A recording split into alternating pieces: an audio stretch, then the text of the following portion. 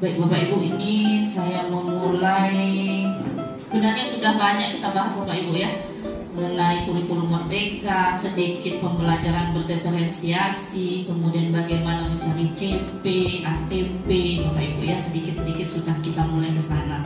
Tetapi sebelum ke sana, ada yang Bapak Ibu perlu ketahui bahwa untuk melanjutkan pembelajaran berdiferensiasi, kemudian untuk menciptakan kurikulum itu bisa berjalan, kita harus menciptakan suasana yang kondusif terlebih dahulu sebelum pembelajaran itu dimulai. Nah ini makanya untuk aksi nyata yang pertama Bapak Ibu, kami disuruh untuk mensosialisasikan modul 1.4 ini, yaitu budaya positif. Ya, terlebih dahulu sebelum ke sana.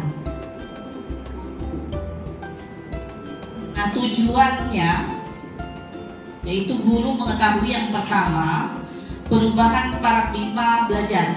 Dan tadi sudah disampaikan sebenarnya oleh Bu Emma, bahwa anak-anak itu punya keunikan masing-masing.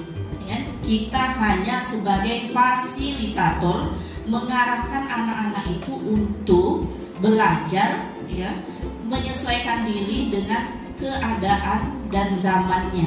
Ya, jangan sampai dia ketinggalan. Kemudian bagaimana proses pembuatan keyakinan kelas, kemudian proses terciptanya disiplin positif, kemudian motivasi perilaku siswa, dan kelima, kebutuhan dasar manusia saat melakukan kesalahan, dan 6, cara menyelesaikan masalah dari kesalahan siswa dengan restitusi. Dan guru mengetahui tersebut dan dapat mengaplikasikannya di kelas masing-masing dan di sekolah. Nah, dalam pendidikan guru penggerak Bapak Ibu ini banyak aktivitas pembelajaran yang kami lalui setiap modul. Jadi setiap modul inilah nih. Yang pertama mulai dari diri, yang kedua eksplorasi konsep. Jadi konsep-konsep apa yang ada di LMS kita eksplorkan ke dalam LMS, kemudian diskusikan di ruang kolaborasi. Yang pertama ada nanti tugas kelompok, kemudian dipresentasikan, kemudian unggah tugas lagi, demonstrasi kontekstual ini juga unggah tugas lagi, kemudian elaborasi pemahaman. Nanti ada 2, yang pertama kita mengajukan pertanyaan, yang pertama mengajukan pertanyaan, kemudian yang keduanya nanti Zoom dengan instruktur langsung. Kemudian kita koneksikan materi-materi tersebut dan berbuat aksi nyata. Nah, sebenarnya siklus-siklus inilah yang kita lalui setiap 2 minggu Bapak Ibu dalam program pendidikan guru penggerak. Dan saya sarankan Bapak Ibu ya, ikutlah guru penggerak ini karena memang ilmunya sangat banyak sekali. Ya, ilmunya sangat banyak sekali. Nah, sebelum kita masuk pada materi, saya nak ajak Bapak Ibu untuk stop terlebih dahulu. Nah, ini salah satu teknik pembelajaran berdiferensiasi, yaitu kita disuruh stop, kemudian berhenti sejenak, kemudian ambil nafas. Bisa ikuti Bapak Ibu? Nah, kita stop sebentar, kita ambil nafas yang dalam, kemudian lepaskan, amati sensasi pada tubuh, kemudian perasaan, pikiran, dan lingkungan. Nah, mudah-mudahan apa yang nanti akan saya sampaikan bisa tersampaikan kepada Bapak Ibu, terus nanti bisa kita terapkan bersama-sama. Kemudian kita lanjutkan. Nah, perubahan paradigma belajar tadi juga sudah disampaikan oleh Bu Emma, yaitu Ki Hajar Dewantara. Ki Hajar Dewantara membedakan kata pendidikan dan pengajaran dalam memahami arti dan tujuan pendidikan. Menurut Ki Hajar Dewantara, pengajaran adalah bagian dari pendidikan. Pengajaran merupakan proses pendidikan dalam memberi ilmu atau berfaedah untuk kecakapan hidup. Kecakapan hidup anak secara lahir dan batin. Ya. Sedangkan pendidikan memberikan tuntunan terhadap segala kekuatan kodrat yang ada pada anak, yang dimiliki anak, agar ia mampu mencapai mencapai keselamatan dan kebahagiaan. Jadi tugas kita Bapak Ibu menuntun anak agar dia selamat dan bahagia untuk mengarungi kehidupan dia yang di zaman ini. Nah, itu tujuannya sebenarnya. Agar mampu mencapai keselamatan dan kebahagiaan yang setinggi-tingginya, baik sebagai seorang manusia maupun sebagai anggota masyarakat. Nah, jadi ini kesimpulan saya Bapak ya. Pendidikan itu dapat diartikan menuntun. Tugas kita ini hanya menuntun atau memfasilitasi anak segala kodrat yang ada pada dia, lahir maupun batin. Anak tadi unik-unik ya Bapak Ibu ya, unik-unik punya kemampuannya masing-masing. Nah, kita hanya memfasilitasi dia, ya. Kemudian agar dia selamat dan bahagia atau well-being, ya. Selamat dan bahagia mengarungi kehidupan yang di era zaman sekarang.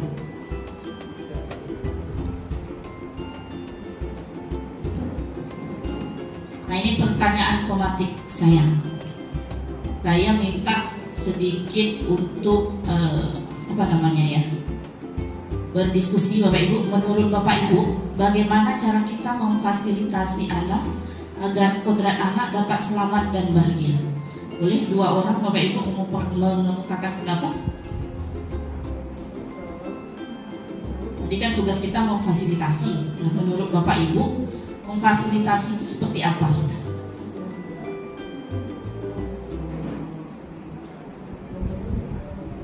Boleh dua orang? Ya, enggak apa-apa Bapak Ibu, ini tidak ada benar salah. Kita hanya memancing supaya hidup suasana ini.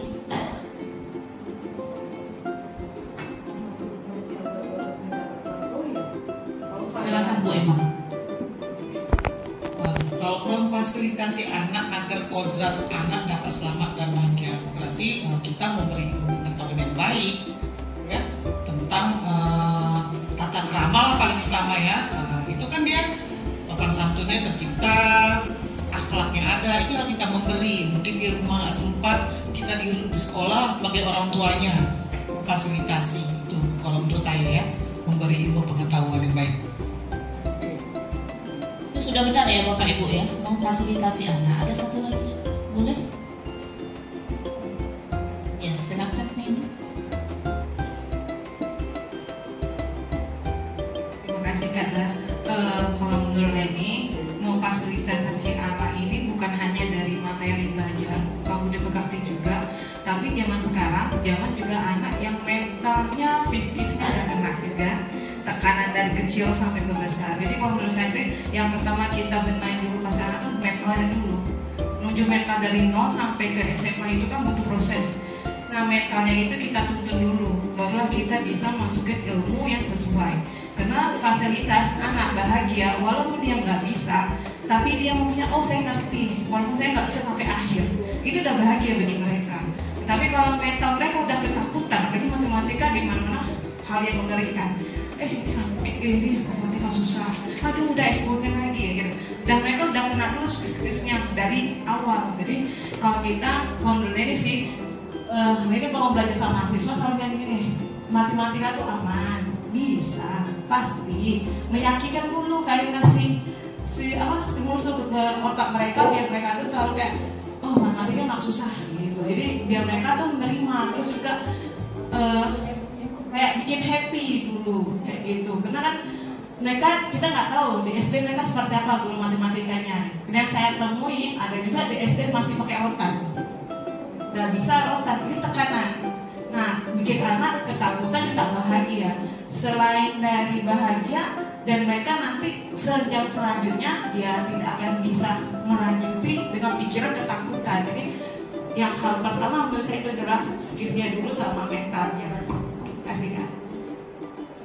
Dan itu benar juga Bapak Ibu ya. Jadi sebenarnya kita juga punya unik ya Bapak Ibu ya. Kita guru ini unik juga. Kalau Kak Emma tadi membahas dia tentang karakter siswa ya. Tapi kalau si Leni dia lebih ke bagaimana mengubah persepsi anak tentang matematika. Nah itu juga salah satu memfasilitasi anak Bapak Ibu ya. Jadi setiap kita unik, ya laksanakanlah pembelajaran itu fokusnya pada anak. Ya, fokusnya adalah pada anak. Itu kurikulum merdeka itu ya. Nah ini, kita sebagai guru itu hanya penuntun, seperti diibaratkan petani yang menanam jagung, yang jika dasarnya atau benihnya jagung, jangan mengharap tumbuh padi. Ya. Tetapi jagung yang ditanam hendaknya dirawat, ya, difasilitasi dengan dipupuk, dirawat, kemudian disirami setiap hari secara rutin sehingga tumbuh menjadi jagung yang subur. Jangan dibiarkan Bapak Ibu. Jangan kita tanam benih ya udah lempar gitu aja, tetapi kita ciptakan lingkungan dia supaya kita rawat ya agar dia tumbuh subur. Begitu Bapak Ibu. Dan semboyan Ki Hajar Dewantara ini adalah salah satunya. Ya. Ingarsa sung tulada, ingmadya mamungkarsa, tuturi handayani. Yaitu di depan kita memberi contoh, di tengah kita bangun semangatnya, kemudian di belakang kita beri dorongan. Ayo, gitu seperti itu. Nah, itulah merupakan salah satu cara dalam menuntun. Salah satu ya Bapak Ibu ya. Salah satu. Nah, ada dua kodrat yang mempengaruhi laku siswa. Siswa ini manusia ya Bapak Ibu ya. Ada dua kodrat yang mempengaruhi laku siswa dalam interaksinya ke dalam masyarakat, yaitu kodrat alam dan kodrat zaman. Kalau alam tadi lahir batinnya dia, kemudian lingkungan dia. Kalau zaman berarti bagaimana dia kita menciptakan dia itu sesuai dengan zamannya dia. Kalau sekarang ini kan IT ya, lebih ke IT.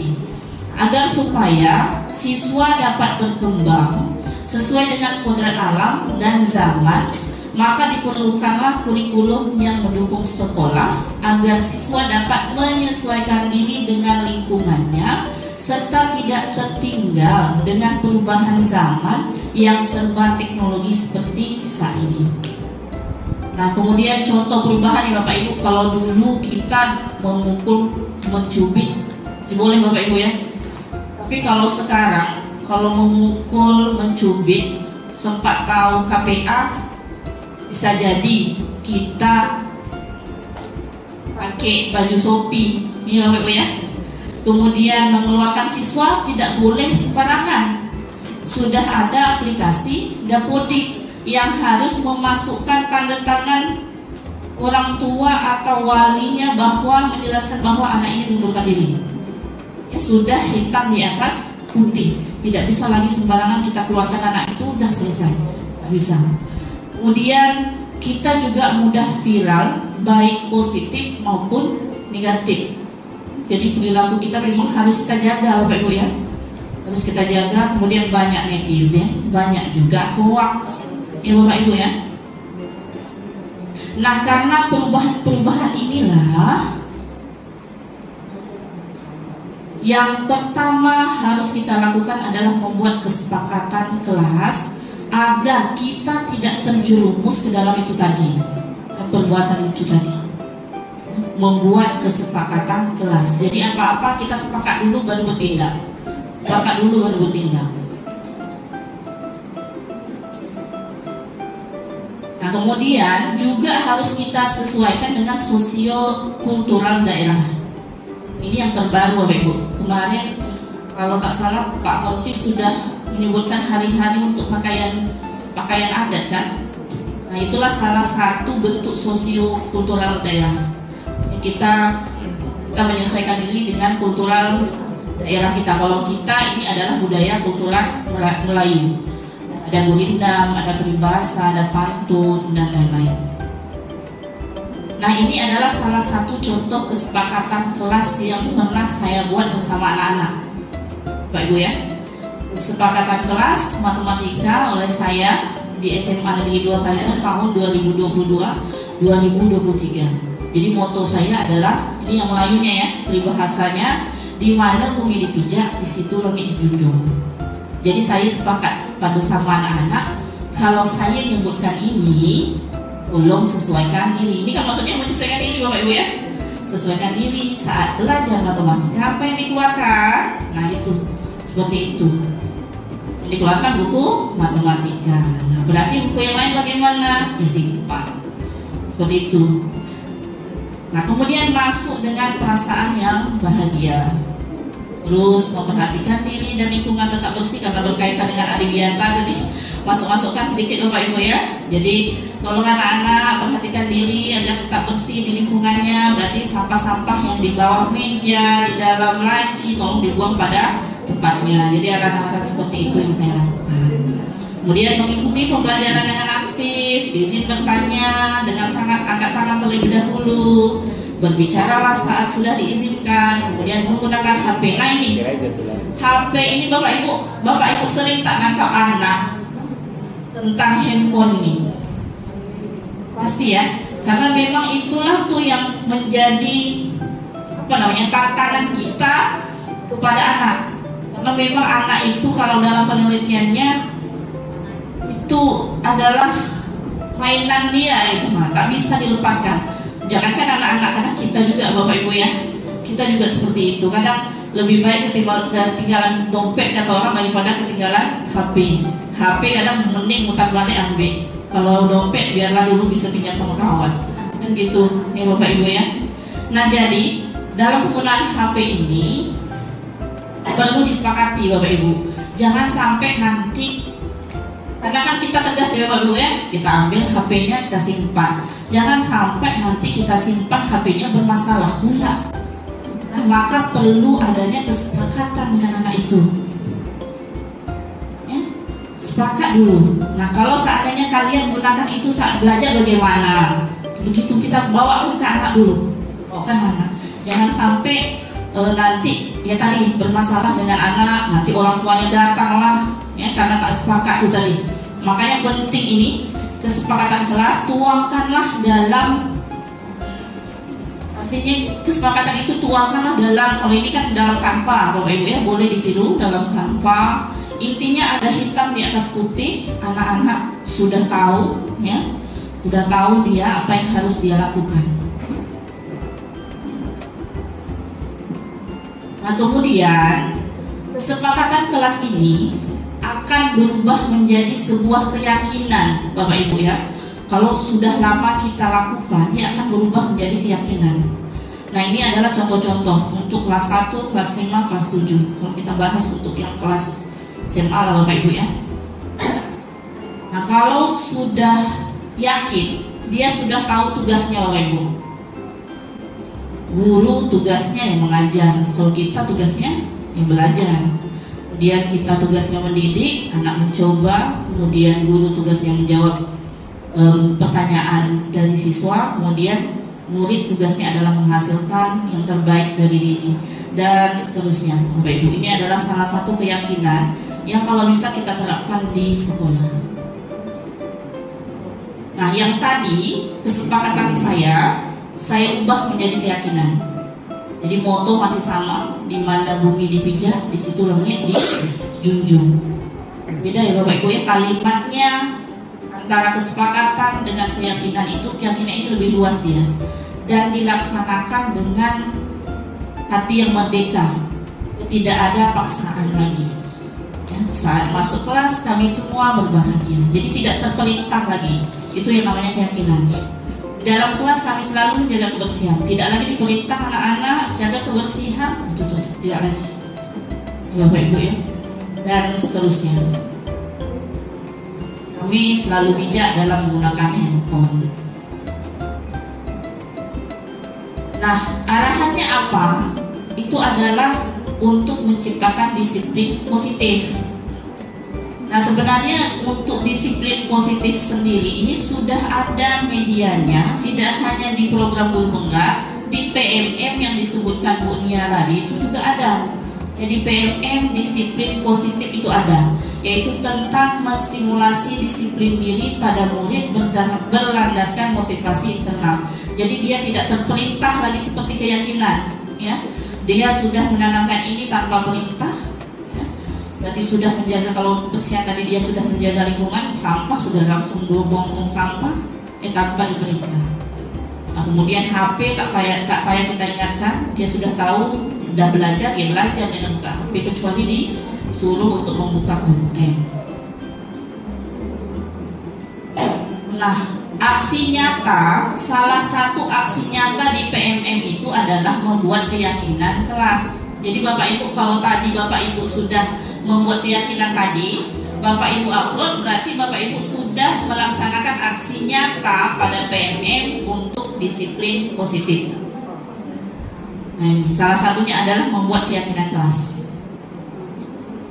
Nah, ini kalau Bapak Ibu mengalami kendala, pakai segitiga resolusi, kemudian control manager, dan tapi yang lebih mudah inilah tadi yang seperti saya gambarkan tadi, keyakinan kelas. Nah, caranya ya Bapak Ibu, ini di aksi nyata. Yang pertama, buatlah keyakinan kelas bersama murid. Jangan kita yang membuat ya, kita sendiri membuat, kita sepakati dengan anak-anak. Dan caranya banyak. Kalau yang viral itu dia pakai sticky note.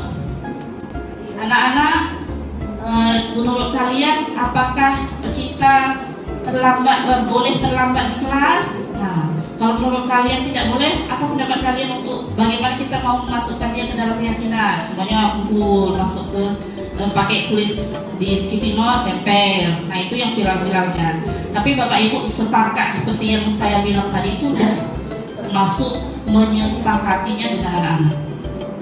Banyak cara untuk membuat kesepakatan keyakinan kelas ini.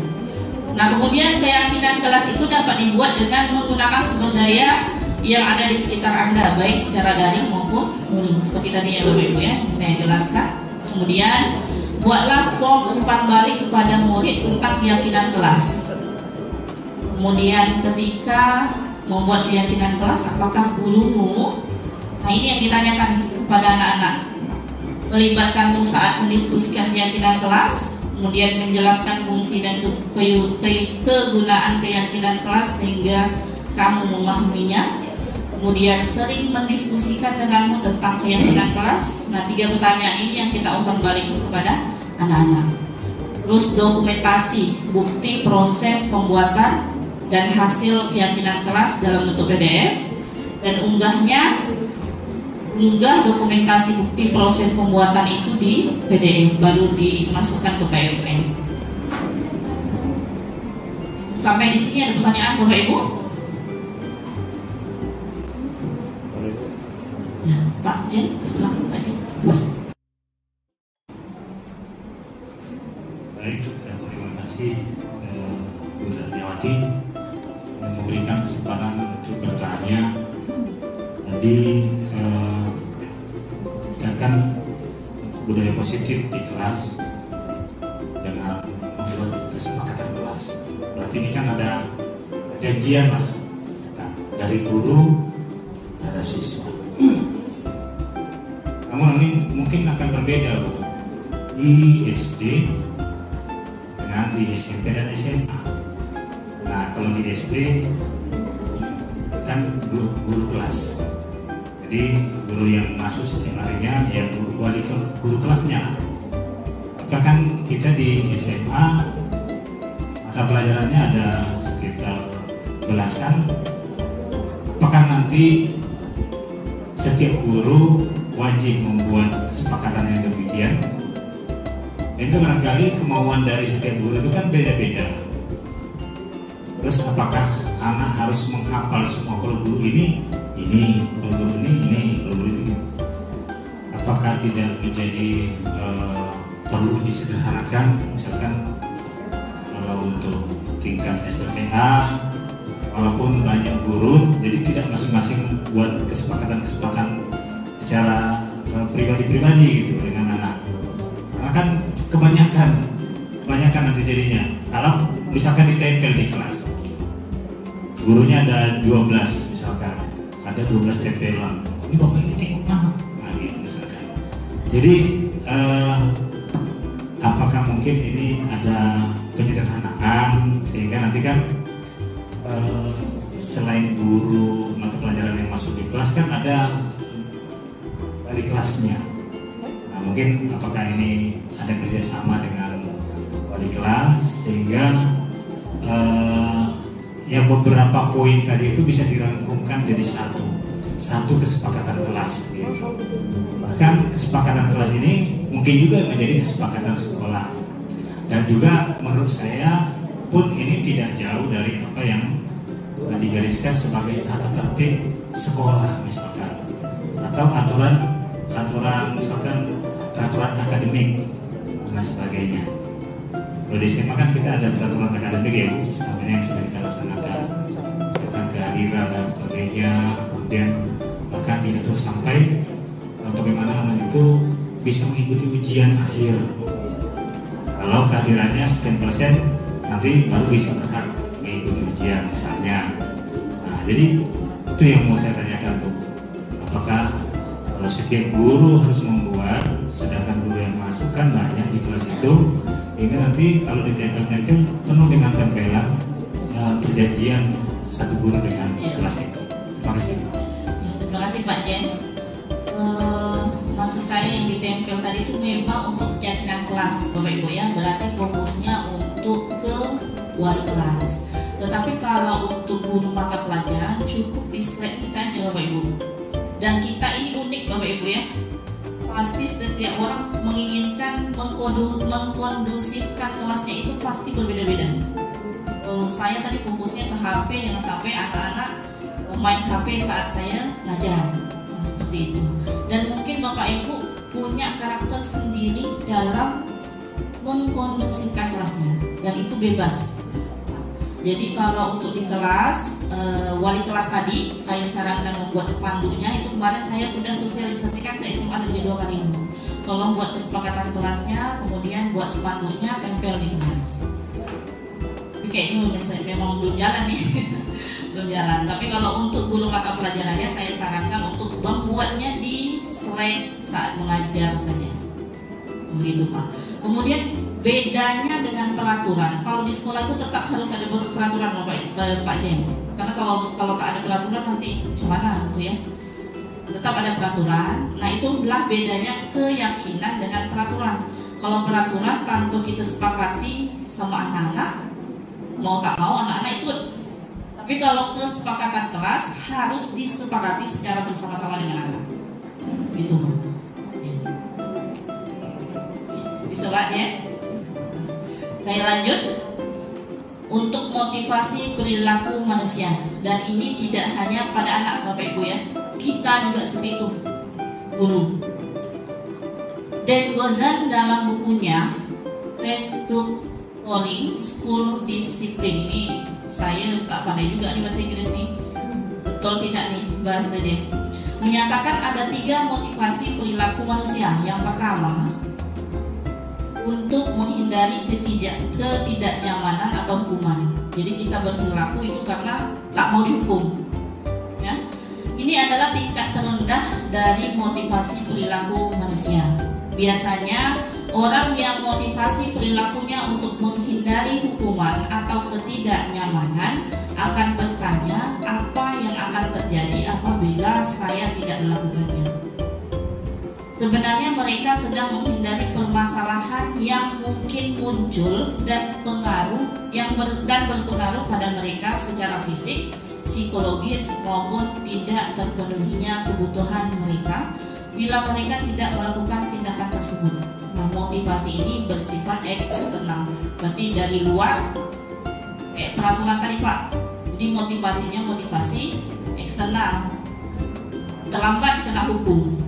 Jadi dia itu tidak terlambat karena takut kena hukum. Seperti itu. Nah, kemudian ada yang kedua, itu karena mendapatkan imbalan atau penghargaan dari orang lain. Nah ini makanya dalam kurikulum Merdeka tidak boleh ada juara-juara lagi, tapi K13 juga tak boleh Pak ya, dan tak boleh ya. Nah makanya dihindari untuk mengumumkan anak-anak juara. Nah satu tingkat di atas motivasi yang pertama, di sini orang berperilaku untuk mendapatkan imbalan atau penghargaan dari orang lain. Orang dengan motivasi ini akan bertanya, apa yang akan saya dapatkan apabila saya melakukannya? Jadi kalau istilahnya kalau tak ada kejuaraan, dia tak mau berlatih, tak mau belajar. Mereka melakukan sebuah tindakan untuk mendapatkan pujian dari orang lain yang menurut mereka penting dan mereka letakkan dalam dunia berkualitas mereka. Mereka juga melakukan sesuatu untuk mendapatkan hadiah, pengakuan, atau imbalan. Motivasi ini juga bersifat eksternal. Nah, ini yang terakhir Bapak Ibu yang sebenarnya diharapkan dalam kurikulum merdeka. Nah, untuk menjadi orang yang mereka inginkan, anak-anak itu maunya apa? Kita tuntun dia, jadikan anak itu seperti apa yang dia inginkan. Tentunya tuntun dengan jalan yang benar Bapak Ibu ya. Seperti menuntun anak jalan, nah Bapak Ibu ya. Anak jalan mau ke tempat ke jalan raya, jangan pula kita biarkan dia. Ya gitu. Nah, orang dengan motivasi ini akan bertanya, akan menjadi orang yang seperti apabila saya melakukannya. Mereka melakukan sesuatu karena nilai-nilai yang mereka yakini dan hargai, dan mereka melakukannya karena mereka ingin menjadi orang yang melakukan nilai-nilai yang mereka yakini tersebut. Nah, ini adalah motivasi yang akan membuat seseorang memiliki disiplin positif, karena motivasi perilakunya berdasarkan internal, bukan eksternal. Inilah minat bakat dari Bapak Ibu yang kita sesuaikan dengan minat dan bakat. Nah, ya, jangan kita paksa dia. Yang dari jagung harus jadi padi. Nah, apa kebutuhan dasar manusia? Itu ada 5. Kita juga seperti itu Bapak Ibu ya. Yang pertama bertahan hidup. Yang kedua penguasaan. Dan yang ketiga kasih sayang dan rasa ingin diterima. Dan keempat kebebasan. Yang kelima karena kesenangan. Dan kita semua memilikinya Bapak Ibu ya. Kayak makan itu tuh kebutuhan ya Bapak Ibu ya.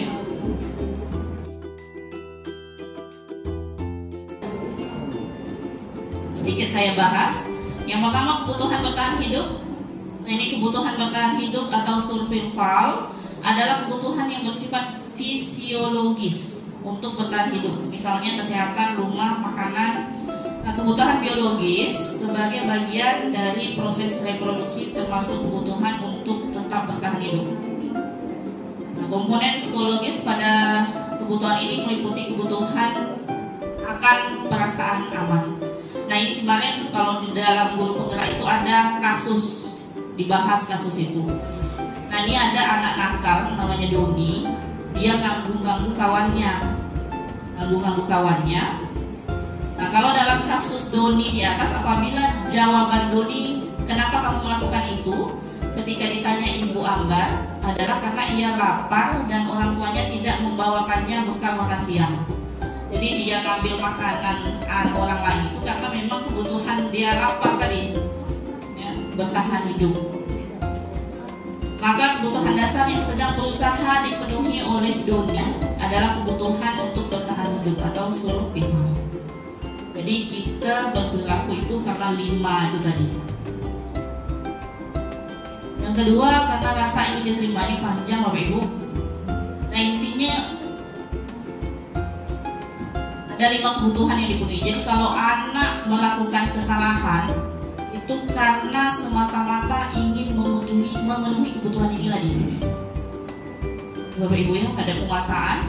Di dalam kasus dia merasa hebat karena ganggu kawannya tadi, dia merasa hebat karena temannya jadi takut.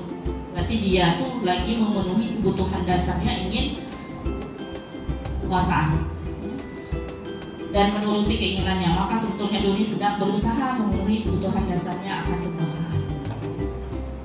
Dan apabila Doni dalam kasus di atas bahwa dia merasa bosan dengan bekal makanan yang dibawakan ibunya dari rumah, karena ibunya selalu membawakan bekal itu juga, jadi dia tak bebas Bapak Ibu. Jadi dia nak ambil makanan kawan dia, tak rasa. Oleh karena itu dia ingin mencoba makanan teman-temannya yang beraneka ragam. Maka Doni sedang berusaha memenuhi kebutuhannya akan kebebasan. Dan terakhir untuk rasa senang, dia nak tengok kawan dia ini aja, usil-usil aja sama kawan, senangan. Bila Doni menjawab bahwa ia melakukannya karena iseng saja dan menikmati ekspresi wajah teman-temannya yang kesal karena diambil makanannya, dan menurut dia ekspresi teman-temannya itu lucu. Nah, berarti dia sedang senang mengganggu kawan. Jadi dia sedang memenuhi kebutuhan dasarnya akan kesenangan itu. Nah, itulah tadi kebutuhan dasar. Nah, bagaimana kita menyelesaikan masalah tadi? Itu dikenalkanlah segitiga restitusi Bapak Ibu.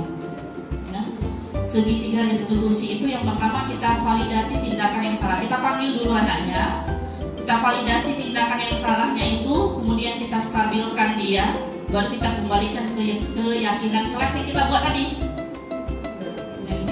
Makanya perlu keyakinan kelas itu tadi, itulah.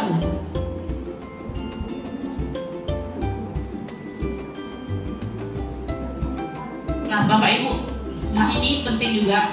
Kami membahas ini banyak yang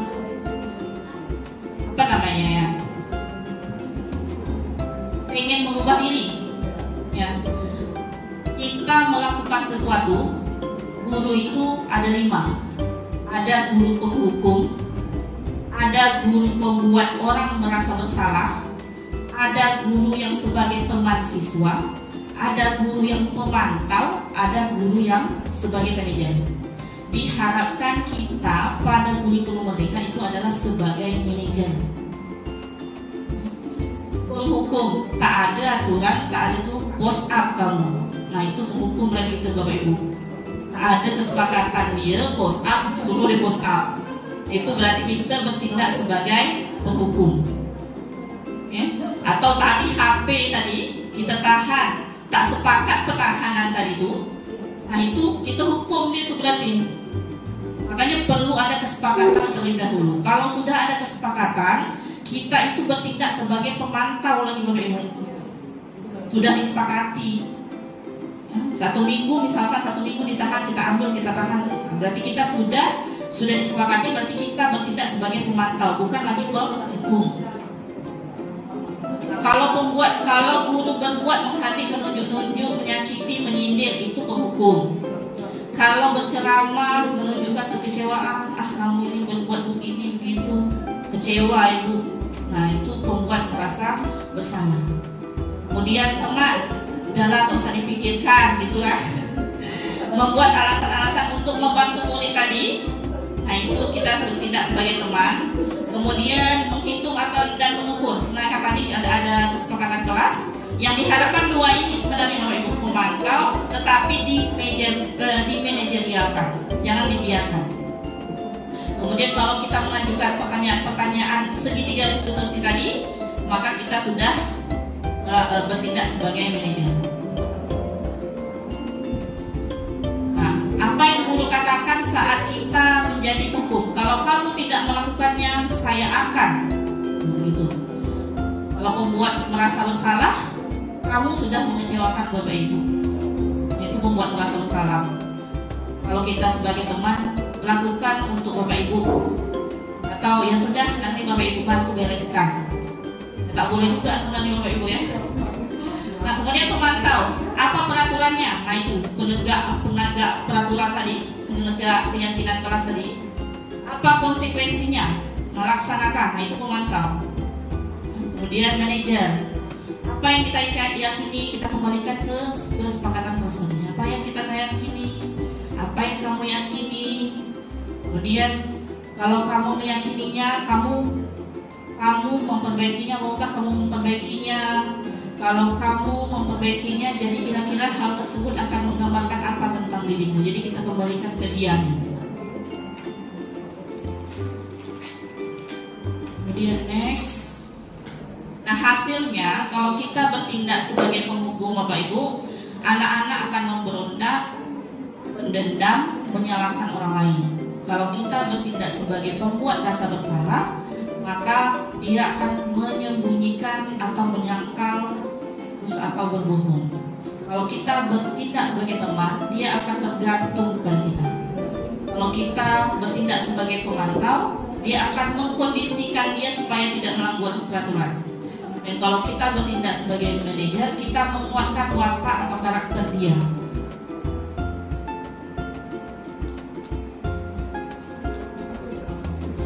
Nah, murid akan berkata, saya tidak peduli kalau kita menghukum dia. Dan kalau pembuat merasa bersalah, maafkan saya.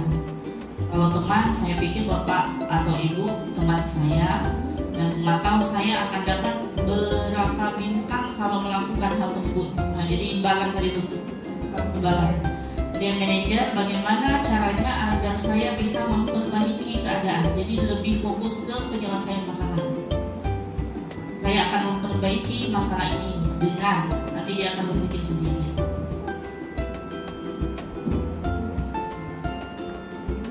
Dampak pada murid, kalau kita menghukum dia akan mengulangi kesalahan berulang kali. Ya, kalau ada kita, ya laksanakan. Kalau tak ada kita, laksanakan oleh ibu ya. Kemudian kalau membuat merasa bersalah, dia akan merasa rendah sendiri. Kemudian kalau kita sebagai teman tergantung, tidak mandiri dia dan tidak bisa memutuskan sesuatu. Dan kalau memantau, menitik beratkan pada dampak diri sendiri, mendapatkan hadiah atau mendapatkan hukuman. Dan kalau manajer, dia mengevaluasi diri bagaimana menjadi diri yang lebih baik. Jadi lebih fokus pada pemecahan masalah.